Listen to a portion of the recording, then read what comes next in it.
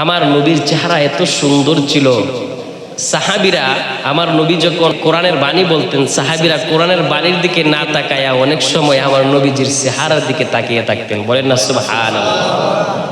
একতরফা দৃষ্টি আমার নবীজির চেহারা মুবারকের দিকে ছিল সাহাবীদের দৃষ্টি। তারা বুঝতেন না কোন দিকে কি হচ্ছে, এইভাবে আমার নবীর দিকে এক নজরে একতরফা ভাবে তাকিয়ে থাকতেন। বলেন না সুবহানাল্লাহ। সাহাবীদেরকে জিজ্ঞাসা করিল, তোমাদেরকে যা বোঝাইতেছি তোমরা কি বুঝছো?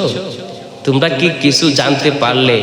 যে ইয়া রাসূলুল্লাহ, ইয়া হাবিবাল্লাহ, আল্লাহর কসম, আপনার চেহারার দিকে তাকালে এমন তৃপ্তি আসে মনে, এমন স্বাদ আসে, ও নবী গো, পৃথিবীর কোনো কিছু আমাদেরকে এত তৃপ্তি এত স্বাদ দিতে পারে না। জবান খুলে বলেন না সুবহানাল্লাহ। পৃথিবীর এক পাশ দিয়ে যদি ঘূর্ণিঝড় হয়ে সকল কিছু ধ্বংস হয়ে যায়, আরেক পাশ দিয়ে যদি সকল কিছু ধ্বংস হয়ে যায়, মানে ডানে বামে সামনে পিছনে, আপনি রহমতের নবী রাহমাতাল লিল আলামিন যদি আমাদের সামনে দাঁড়িয়ে থাকেন, আর আমরা যদি আপনার চেহারার দিকে তাকিয়ে থাকি, সামনে কি হচ্ছে, পিছনে কি হচ্ছে, ডানে কি হচ্ছে, বামে কি হচ্ছে, এই আপনার চেহারার প্রেমে পড়ে আমাদের কোনো কিছু খেয়াল থাকবে না। বলেন না সুবহানাল্লাহ। ওই আবু বকর দেখতেছেন আমার নবীর নূরে নূরান্বিত চেহারা মুবারক মলিন হয়ে গেছে, উনি আমার নবীজির পিছনে পিছনে গেলেন, গিয়ে বলতেছেন, ইয়া রাসূলুল্লাহ, ইয়া হাবিবাল্লাহ, আপনার নূরানি চেহারাটা মলিন হলে গো নবী আমাদের কাছে ভালো লাগে না, আমাদের কলিজায় আঘাত লাগে। ও নবী, আপনি তো দয়ার সাগর, আপনি তো রহমতের নবী, আল্লাহ তো আপনাকে রহমতের নবী হিসাবে পাঠাইছেন, ও নবী আপনার চেহারাটা কেন মলিন হয়ে গেল? আমার নবী বলেন, আবু বকর রে, কেন মলিন হয়ে গেল সেটা আগে তুমি জানো। ইয়া রাসূলুল্লাহ বলেন, তোমাকে যখন একটা লোক গালাগাল দিতেছিল, দমক দিতেছিল, আমি নবী মুস্কি কেন হেসেছিলাম জানো? যে লোকটি তোমাকে গালাগাল দিতেছিল ওই লোকটাকে আল্লাহর ফেরেশতা উত্তর দিতেছিল, সেই উত্তরের দৃশ্যটি দেখে আমি রহমতের নবী মুস্কি মুস্কি হেসেছিলাম। বলেন না সুবহানাল্লাহ। আর যখনই তুমি আবু বকর ওই লোকটার একটা কথার উত্তর দিয়ে দিলে, তখন রহমতের ফেরেশতাটি চলে গেল এবং শয়তান এসে হাজির হলো।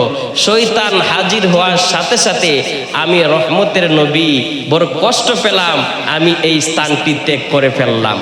যে আবু বকর, যারা ধৈর্য ধারণ করে, যারা রাগান্বিত হয় না, মানুষের কথা যারা হজম করতে পারে, তাদের সাথে আল্লাহর রহমতের ফেরেশতারা থাকে। আর যারা তার অপর এক ভাইয়ের কথার প্রতি উত্তর দিয়ে ফেলে, যারা ঝগড়া বিবাদে লিপ্ত হয়ে যায়, ওই তৃতীয় পক্ষ শয়তান এসে হাজির হয়ে যায়। তো আমার উম্মতের চরিত্র হতে হবে আমার মতো, আমার উম্মতের আদর্শ হতে হবে আমার মতো।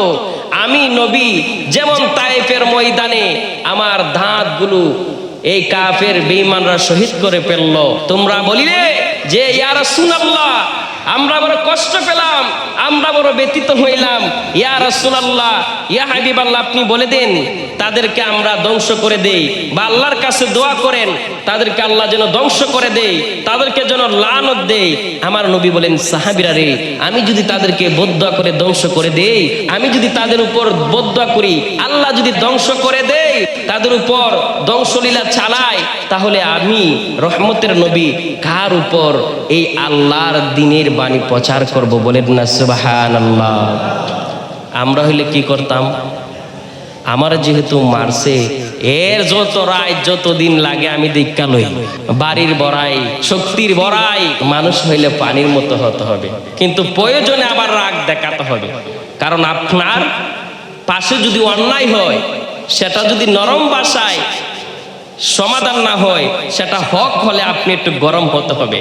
কারণ অনেক সময় গরম না হলে অন্যায় দূরীভূত হয় না। রাসূল একদম কমল হৃদয়ের অধিকারী ছিলেন, কিন্তু প্রয়োজন অনুসারে কিন্তু তরবারিও হাতে নিয়েছেন। অনেক মানুষ আমরা মনে করি যে রাসূলের উম্মত হইলাম, আমরা তো এমনি জান্নাতি।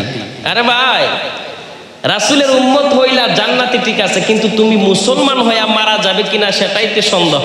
পৃথিবীতে যারা আমার নবীর উম্মত তারা সব চাইতে দামি, কিন্তু আমার নবী তো বলেছে মানুষের মৃত্যুর সময়ে কেউ কাফের হয়ে মারা যায়, কেউ ফাসেক হয়ে মারা যায়, কেউ নাফরমান হয়ে মারা যায়, কেউ বিধর্মী হয়ে মারা যায়।